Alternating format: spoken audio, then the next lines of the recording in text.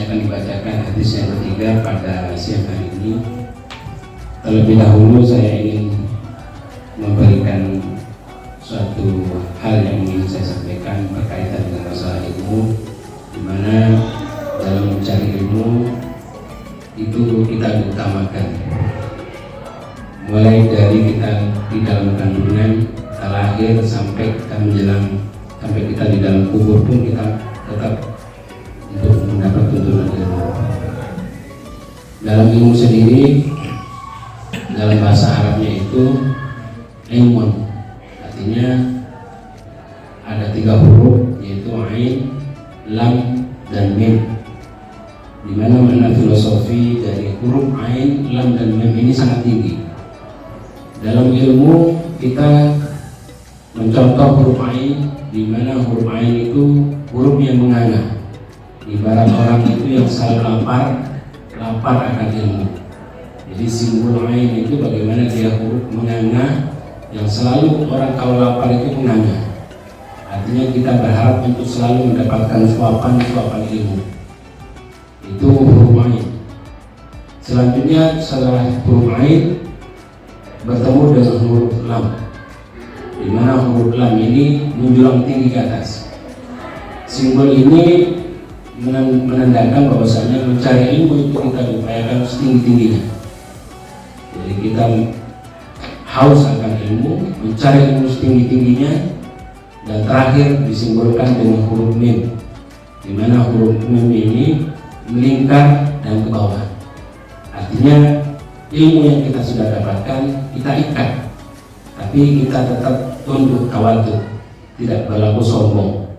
Dengan huruf mim ini kita mengikat dan kita tunduk ke bawah. Hurufnya menjulang ke bawah. Tadi huruf lam, selanjutnya huruf mim itu menjulang ke bawah.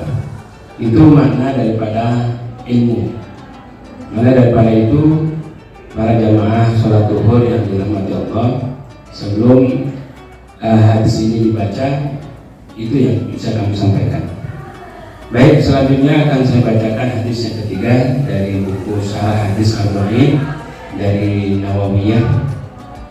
Di sini dijelaskan hadis yang ketiga, yaitu An-Nabi Abdurrahman Abdullah bin Umar Ibnu Khattab radhiyallahu anhu qala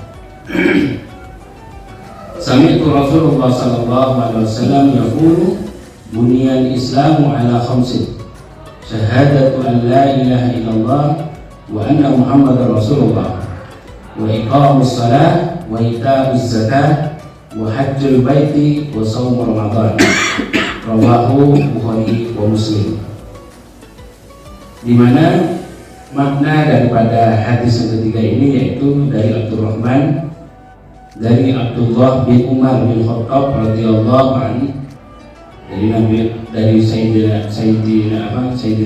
Abdullah bin Umar bin Khattab radhiyallahu anhu ini, dia mendengarkan, ya, dia berkata, aku mendengar Rasulullah sallallahu alaihi wasallam bersabda, buniyal Islamu ala khamsin.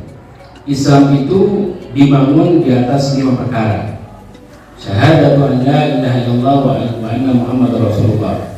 Bersaksi, yang pertama itu bersaksi bahwa tiada Tuhan, tiada ilah yang berhak disembah selain Allah, dan Nabi Muhammad adalah utusan Allah. Yang kedua, wa iqamus shalah, menegakkan salat.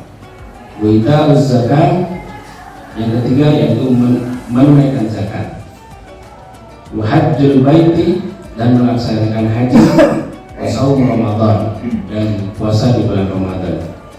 Kalau kita analogikan bunyal Islam ala khamsin itu, kalau kita ibaratkan Islam itu mic yang saya pegang ini, di mana 5 unsur dari tadi yang disebutkan oleh Nabi Muhammad itu ada 5 jari kita. Itu kalau seandainya jari ini saya lepas satu-satu, maka Islam itu akan runtuh. Jadi kalau seandainya Islam itu dipegang oleh 5 komponen ini, insya Allah kuat dalam hati kita. Yang perlu kita tekankan bahwasanya nikmat yang terbesar hidup ini sebenarnya bukan karena kekayaan ataupun pangkat ataupun tahta, tapi justru adalah iman dan Islam itu sendiri. Kalau seandainya Islam, iman itu kita tidak pegang teguh, maka akan runtuh dalam hati kita. Apalah artinya hidup ini kalau seandainya Islam dan iman itu tidak tertanam dalam diri kita. Dalam Islam, bahwasanya kita diminta untuk menyaksikan, ya, bersaksi bahwasanya Allah Ta'ala itu sebagai Tuhan dan Nabi Muhammad sebagai utusan. Itu komponen yang pertama. Jadi komponen yang pertama itu masih memegang kuat, tapi masih belum terlalu kuat. Kalau seandainya saya pegang mic ini hanya satu jari yang pegang. Selanjutnya itu dilanjutkan dengan wa iqamus shalah, ditambah 2 jari. Mic ini sudah mulai agak kuat. Selanjutnya ditambah lagi dengan wa ita'uz zakat, tambah 3 lagi. Wa hajjul baiti, dan selanjutnya yang keempat dan terakhir yang kelima yaitu shaum Ramadan. Jadi menjadi kuat. Saya pegangan saya terhadap mic ini semakin kuat gitu. Sebaliknya juga dengan Islam itu kalau seandainya 5 komponen ini kita pegang teguh dalam diri kita, insya Allah akan semakin kuat. Ini yang bisa kami sampaikan bahwasanya ini merupakan rukun Islam. Nah, rukun Islam di mana di sini terdiri dari 5 unsur. Mungkin ini yang bisa kami sampaikan sebelumnya tentang hadis yang ketiga pada siang hari ini. Kita tahu bahwasanya hadis itu segala sesuatu yang dinisbahkan kepada Nabi Muhammad SAW, baik itu berupa ucapan, baik itu berupa perbuatan maupun takrir, ketetapan. Artinya terkadang ada hal yang tidak dikatakan Nabi, tidak dibuat Nabi, tapi Nabi tahu akan hal itu, dan Allah dan Nabi Muhammad membiarkan itu menjadi ketetapan. Dan itu juga sebagai landasan hukum, sebagai hadis.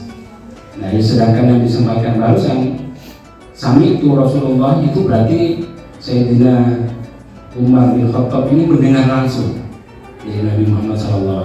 Berarti ini berangkat dari ucapan Nabi. Jadi ucapan Nabi, hadis yang tadi berangkat dari ucapan Nabi. Sebab saya sahabat Umar ini mendengar langsung, sami itu saya mendengar. Itu yang bisa kami sampaikan tentang hadis. Semoga ilmu yang sedikit ini bisa kami sampaikan ini menjadi hikmah di bulan puasa hari ini, mendapatkan ilmu, mendapatkan siraman hati kita semuanya, terutama diri saya sendiri. Kurang lebihnya mohon maaf. Wallahul muwaffiq ila aqwamit thoriq. Wassalamualaikum warahmatullahi wabarakatuh. Waalaikumsalam.